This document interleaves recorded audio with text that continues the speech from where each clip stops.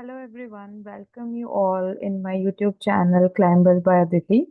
In today's session, we'll learn about sitting arrangement. So basically, in this video, we are doing linear sitting arrangement. Okay, let's start.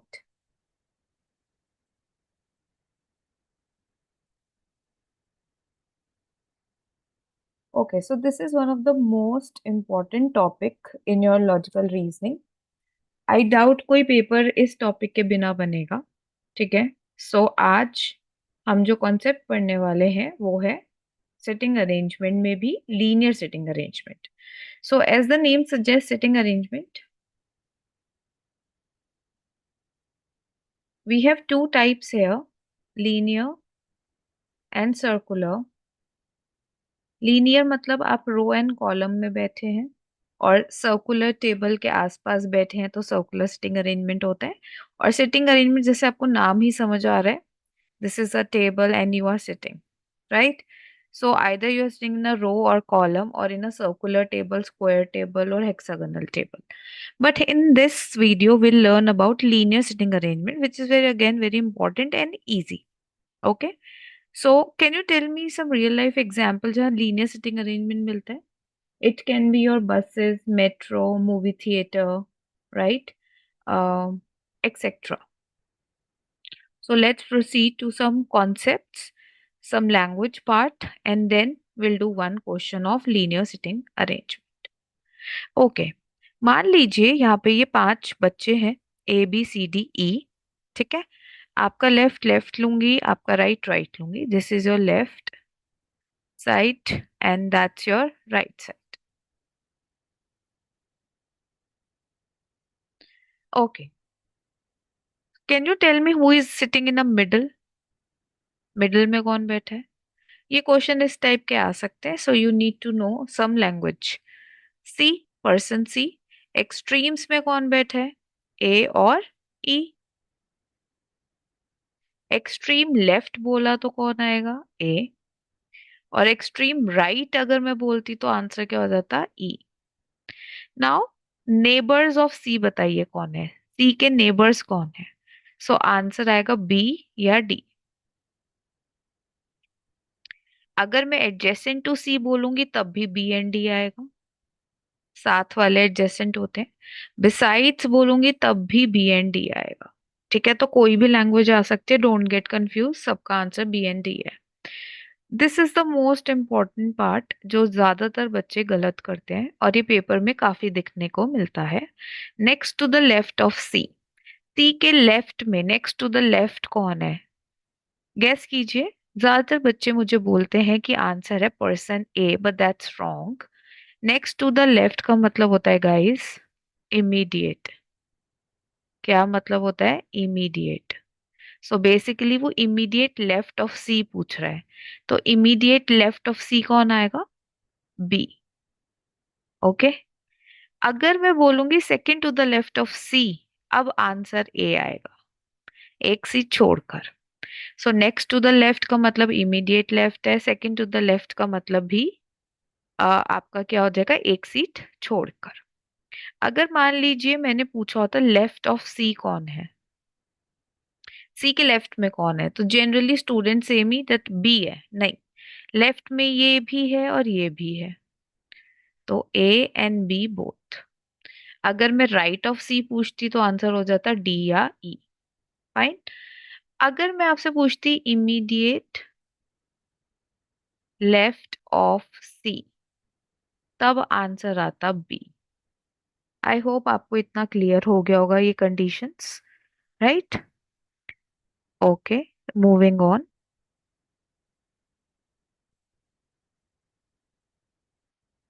Some important points, some important, very important things which you need to know in string arrangement.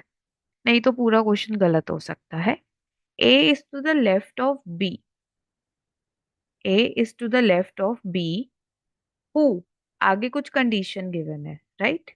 तो can you tell me who किसके लिए आया है? A के लिए या B के लिए? The correct answer is B के लिए आया है. ठीक है. सो अगर लिखा होगा A is to the left of B, who आगे कुछ कंडीशन है, तो हु किसको रेफर कर रहे हैं? हु से जो एकदम पहले पर्सन आए। बट मान लीजिए हु ना होता, उसकी जगह होता एंड, बट या इज, आगे कुछ कंडीशन होती, अगर ये तीनों होते तो ये किसको रेफर कर रहे हैं? ए के लिए। जो फर्स्ट पर्सन है इन दैट सेंटेंस उसके लिए है। सो हु एकदम पहले वाले के लिए आता है, इमीडिएटली पहले जो हु से नाम लिखा है। ठीक है। या आई कैन से, अगर ये दो पर्सन्स के नाम लिखे हैं, जो सेकंड पर्सन है उसके लिए हु आया है। अगर एंड बट इज होता तो वो first person in that sentence. Now some important clue words जो हम जनरली इग्नोर कर देते हैं पढ़ना। Only is the most most important word. अगर ये आपके अरेंजमेंट में है और आपने ये वर्ड नहीं पढ़ा, ट्रस्ट मी, आप कितना भी टाइम लगा लेना, आपका अरेंजमेंट नहीं बन पाएगा। It's that important word. Okay, so try करना, अगर कभी ओनली हो तो आपको वो दिखे। Then his her he she, अगर जेंडर रिलेटेड चीजें आती हैं तो हमें हिज हर ही शी काम आते हैं। सो ये हमें इंपॉर्टेंट वर्ड्स देखने चाहिए। Now let's start with one sitting arrangement question. अब यहाँ होता क्या है, कुछ कंडीशंस गिवन होती हैं, उन कंडीशंस के बेसिस पे हमें अरेंजमेंट बनाना होता है। जितने अरेंजमेंट बनेंगे उतना ही अरेंजमेंट आपको बनाने पड़ेंगे। अगर एक बनेगा तो एक, अगर एक से ज्यादा बनेगा तो आपको एक से ज्यादा भी बनाना पड़ सकता है। सो वी हैव 7 people या 7 players। So I have made 7 seats। अब कंडीशन पढ़ते जाएंगे और क्वेश्चन करते जाएंगे। A and G must be seated at the extreme right seats. Can you tell me पहले ए आएगा या जी आएगा? I don't know. Generally students are like कि पहले ए आएगा, बट कहाँ लिखा है? कहीं नहीं लिखा। सो अगर ए यहाँ आया तो जी यहाँ आएगा स्लैश। मैं अलग से अरेंजमेंट नहीं बना रही हूँ, इसी में ही बना रही हूँ। अगर ए सिक्स्थ पे हुआ तो जी सेवेंथ पे होगा, अगर ए सेवेंथ पे हुआ तो जी सिक्स्थ पे होगा। अगर आप बहुत सारे मल्टीपल केसेस बनाओगे, क्योंकि इस क्वेश्चन में बनेंगे, तो बहुत कंफ्यूजिंग हो जाएगा। And this is one of the most important question. B must be in the center, center place है B, fourth I mean. C and D दुश्मन है, तो जितनी दूर पॉसिबल होगा वो उतनी दूर बैठेंगे। कैन यू टेल मी दूर वाली सीट्स कौन सी बची है हमारे पास? 1 और 5। जनरली ना कुछ बच्चे यहाँ से क्वेश्चन शुरू करते हैं guys, but you can not start from here. As far as possible लिखा है, ये नहीं लिखा वो एक्सट्रीम्स पे बैठेंगे। एक्सट्रीम पे ऑलरेडी जी या ए में से कोई बैठा है, तो जो पॉसिबल सीट्स होंगी उस पे हम सी एंड डी को बिठाएंगे। So never start your question from this condition. अगर सी यहाँ हुआ तो डी फिफ्थ पे होगा, या सी फिफ्थ पे हुआ तो डी फर्स्ट पे होगा। अब ई और एफ के बारे में कुछ गिवन नहीं है, so will place them like this, second and third. ठीक है। Now question number 1, which of the following can't be seated at the either and. Corner पे कभी कोई, कौन सा पर्सन है जो नहीं बैठेगा? सी की पॉसिबिलिटी है, अगर सी यहाँ हुआ तो, और डी फिफ्थ पे हुआ। डी की भी पॉसिबिलिटी, अगर डी फर्स्ट पे हुआ, सी फिफ्थ पे हुआ। क्या आप देख सकते हैं कभी भी एफ कॉर्नर सीट पे नहीं होगा? तो आंसर क्या हो गया? Part C. Which of the following pairs can't be seated together. इनमें से कौन सा पेयर है जो कभी भी साथ में नहीं बैठेगा?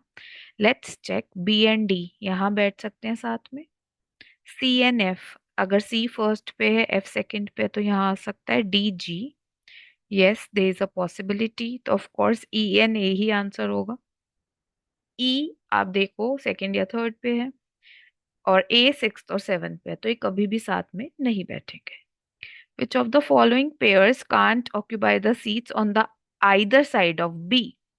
ओके, बी के साइड में हमें कौन नहीं दिखेगा? एफ एंड डी दिख सकते हैं। अगर एफ यहाँ हुआ, डी यहाँ हुआ। E N G, E N G, yes, that's my answer.